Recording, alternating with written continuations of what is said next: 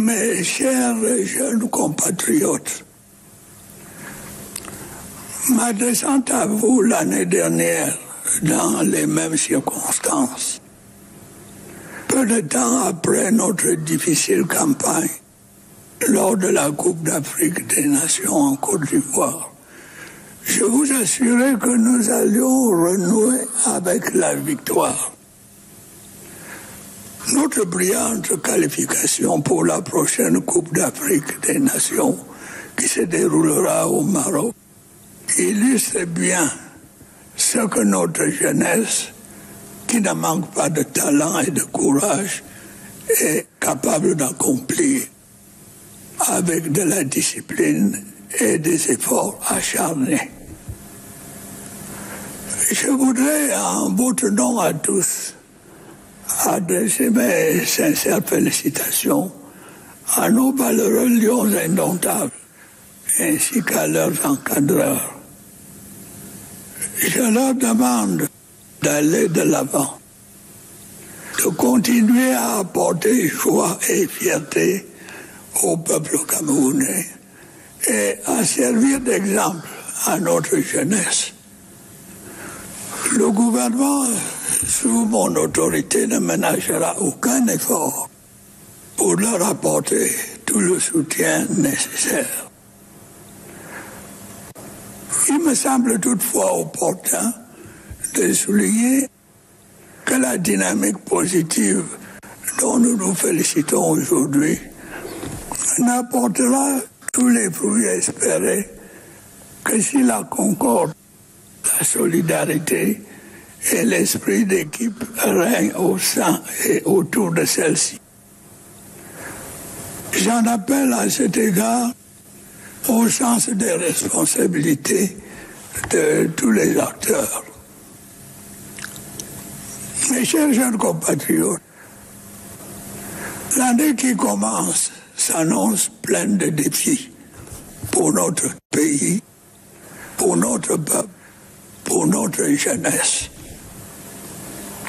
Lors de mon récent message à la nation, j'ai eu l'occasion de passer en revue les contraintes que nous avons affrontées dans notre marche vers le progrès.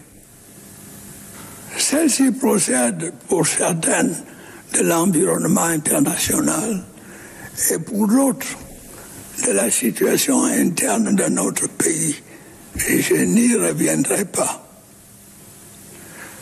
Je vous ai également fait part à la même occasion des efforts méritoires consentis par les pouvoirs publics pour faire face à ces contraintes et œuvrer activement en vue d'une amélioration continue des conditions de vie de nos concitoyens, assise sur un développement vigoureux de notre économie et sur le nécessaire maintien de la paix et de la sécurité.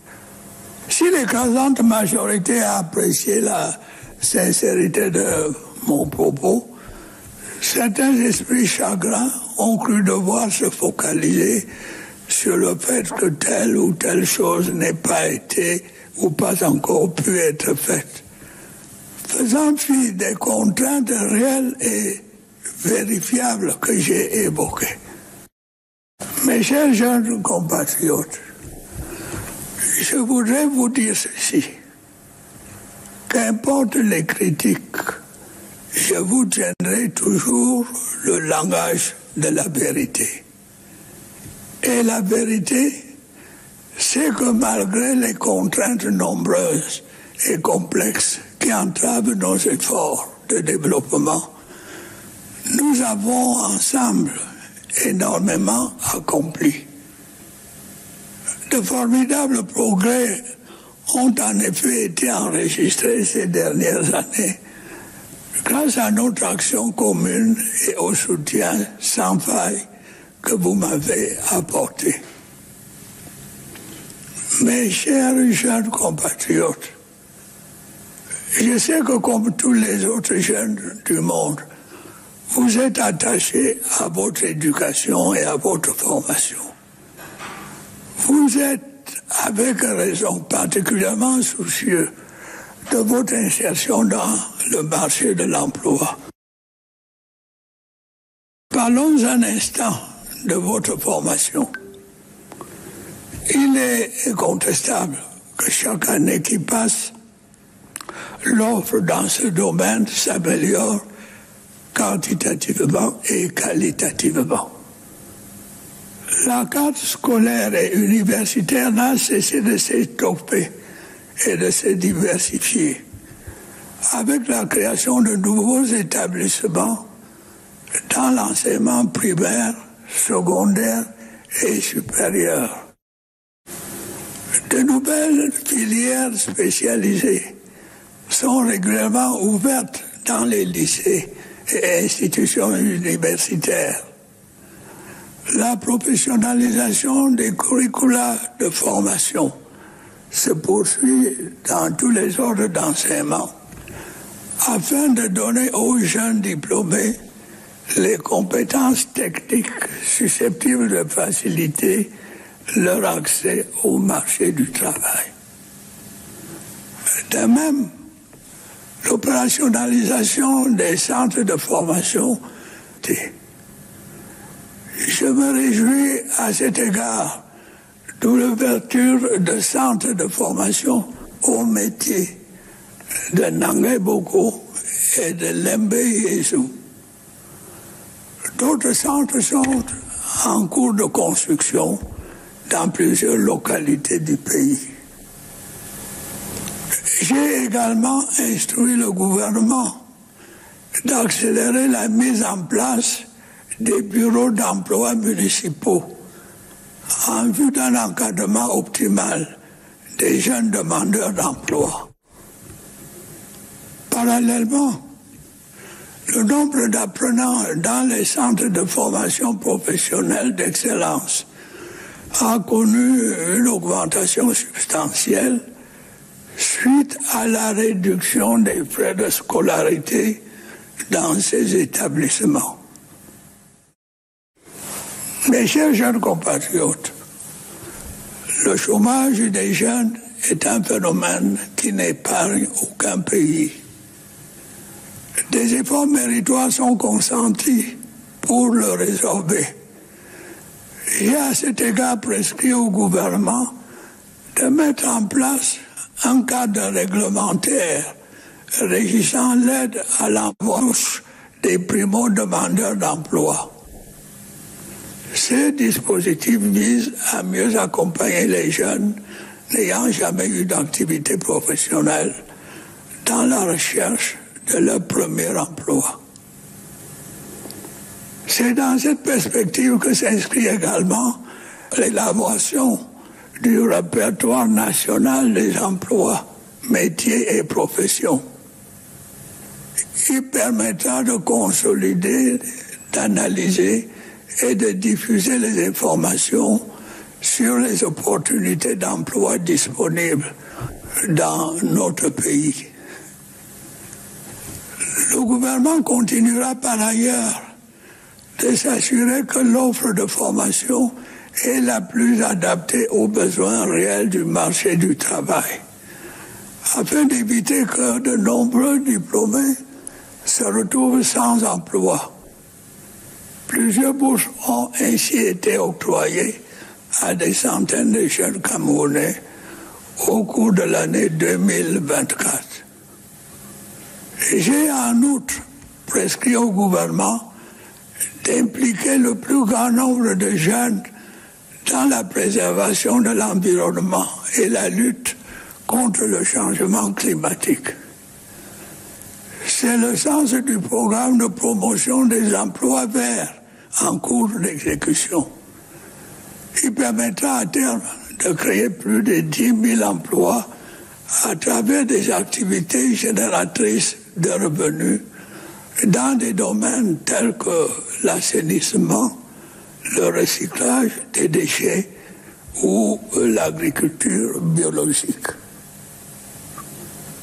Dans les semaines qui vont suivre, l'opération de contractualisation des personnels de santé que j'ai annoncée en fin d'année dernière sera lancée. Elle permettra de sortir de la précarité des milliers de jeunes diplômés du secteur de la santé et d'améliorer leurs conditions de vie. Comme vous pouvez le constater, l'État s'emploie à développer des stratégies et des outils pour résorber le chômage des jeunes. Plusieurs administrations sont mobilisées à cet effet et d'importants moyens financiers sont chaque année consacrés à l'atteinte de cet objectif. Croyez-moi, il ne peut y avoir de répit dans le combat que je mène depuis des années contre le chômage, en particulier celui des jeunes.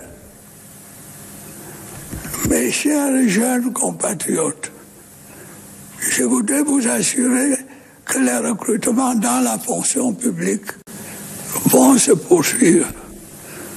Mais comme moi, vous savez que quelle que soit la volonté du gouvernement et les ressources financières dont notre pays peut disposer, elles ne seront jamais suffisantes pour offrir à tous les jeunes un emploi dans la fonction publique ou dans le secteur privé.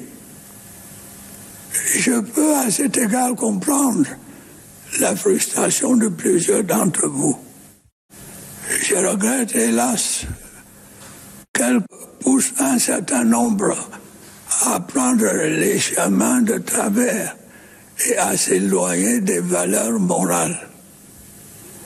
D'autres, en désespoir de cause, choisissent les voies obscures et incertaines de l'immigration clandestine, dont l'issue, nous le savons tous, est plus souvent fatale. Pourtant, l'emploi salarié, et vous le savez, n'est pas le seul moyen d'insertion dans le marché du travail. Il existe d'autres voies.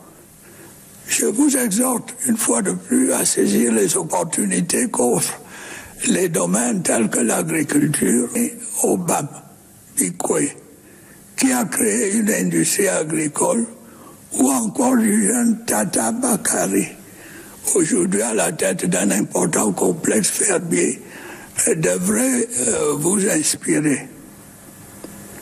Je voudrais vous rappeler que vous êtes sans doute la génération la plus imprégnée de technologie. Servez-vous donc des atouts qu'offre le numérique pour développer l'auto-emploi et relever les défis de votre époque. Je souhaite également vous encourager à intégrer le programme de réarmement moral, civique et entrepreneurial que le gouvernement a mis en place pour renforcer votre participation citoyenne. Mes chers jeunes compatriotes, je comprends votre souhait légitime de voir vos rêves se réaliser et vos conditions de vie s'améliorer. Il est tout à fait naturel que vous attendiez du gouvernement des solutions appropriées aux préoccupations qui vous concernent et qui sont essentielles à votre épanouissement. Cette année encore se tiendront dans notre pays d'importantes échéances électorales. Ce sera l'occasion pour ceux d'entre vous qui remplissent les conditions légales d'exercer librement leurs devoirs citoyens.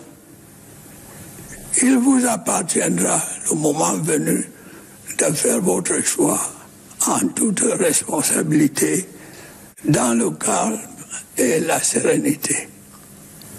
Je vous demande donc de ne pas prêter l'oreille aux sirènes du chaos que font retentir certains irresponsables.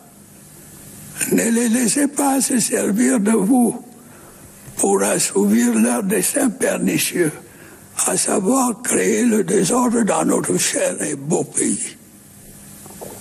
Ne vous laissez pas non plus endormir par des promesses fallacieuses et pour la plupart irréalisables qu'ils essaient de vous vendre.